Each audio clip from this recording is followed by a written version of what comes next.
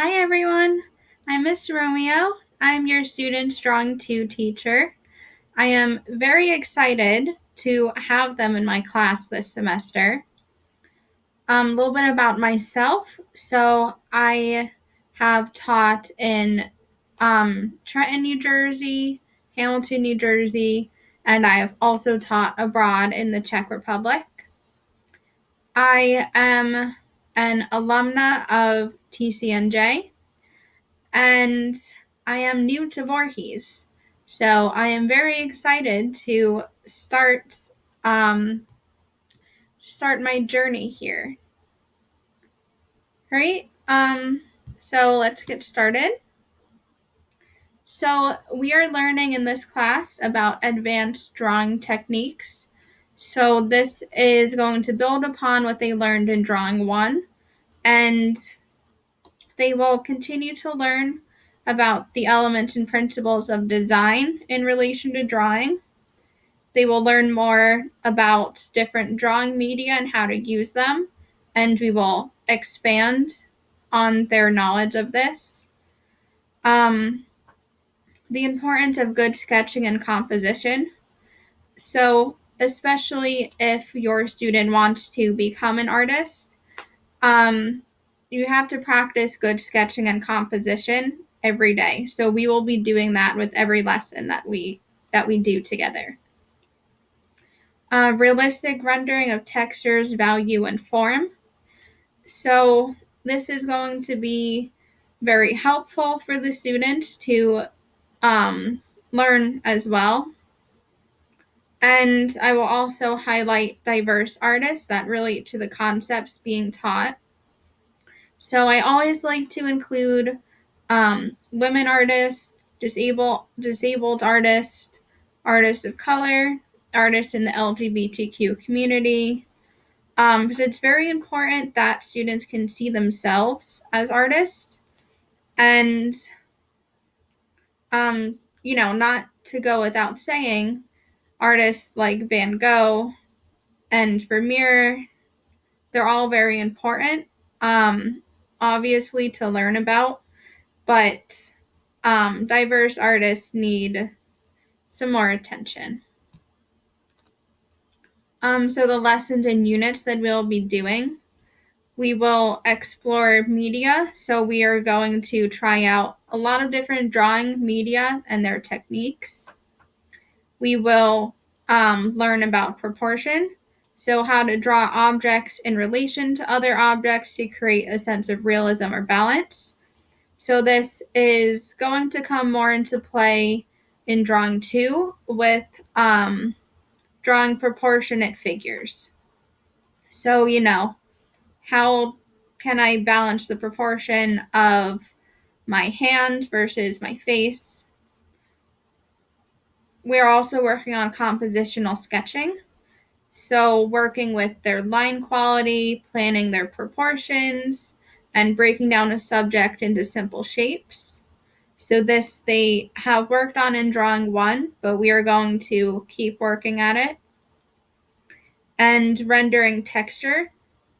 So this is how to accurately depict texture, depending on the subject that we're creating.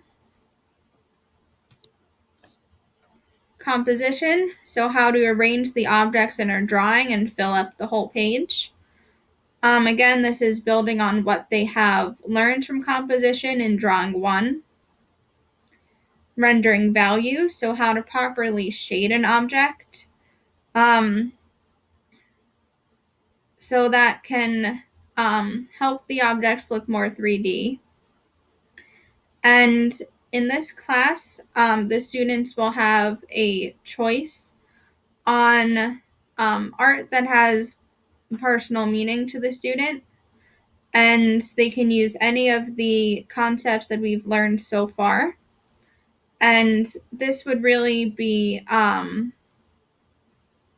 the content would be up to the student, but they must it must go over the concepts that we've already taught in the class. Right, so grading. I always have rubrics for my projects, and that lists out the criteria that the student should meet for each project. And I grade them based on how well I feel they have met the criteria. I've done a pre-assessment still life with your students already. So this way I know what the baseline of your student is, what I can help them with, and I know what a good amount of effort looks like for your student. So projects will be weighed. Um, Depends on how extensive how extensive they are. um, so for example, the pre-assessment still life, that was just 10 points, pass fail. But their final, that's the largest project, that's going to be 100 points. And projects fall in between there, um, depending on what the project requires the students to do. So I will always remind students of due dates. I will remind them at the start of the assignment and continue to remind them throughout the class. And everything from, rubrics to due dates and projects, weights, that is all going to be posted on Google Classroom.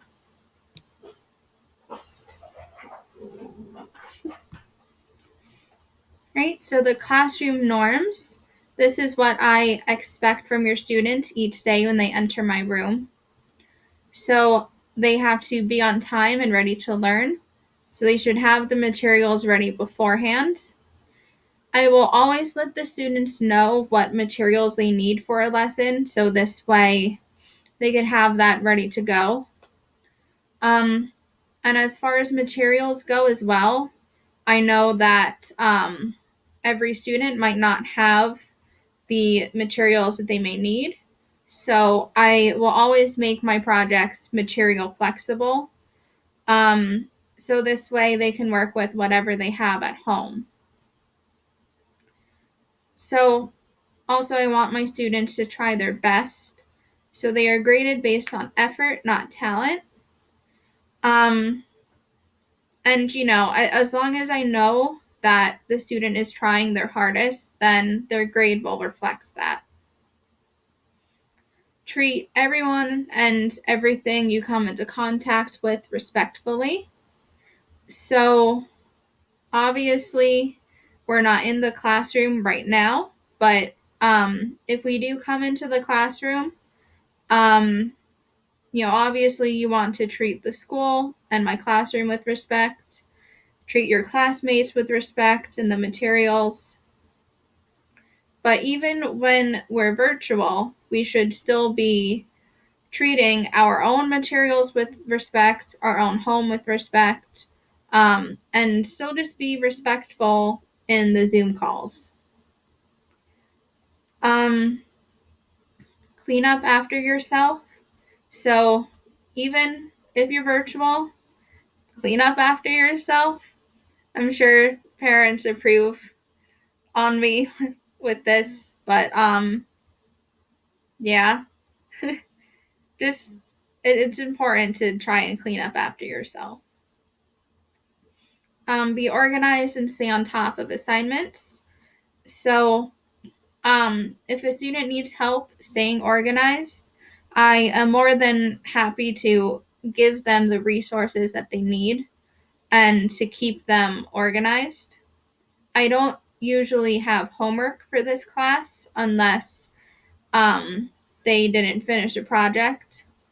And if that is the case, then I will remind them of what the project is when I want them to hand it in by, and um, let them know that everything is on Google Classroom.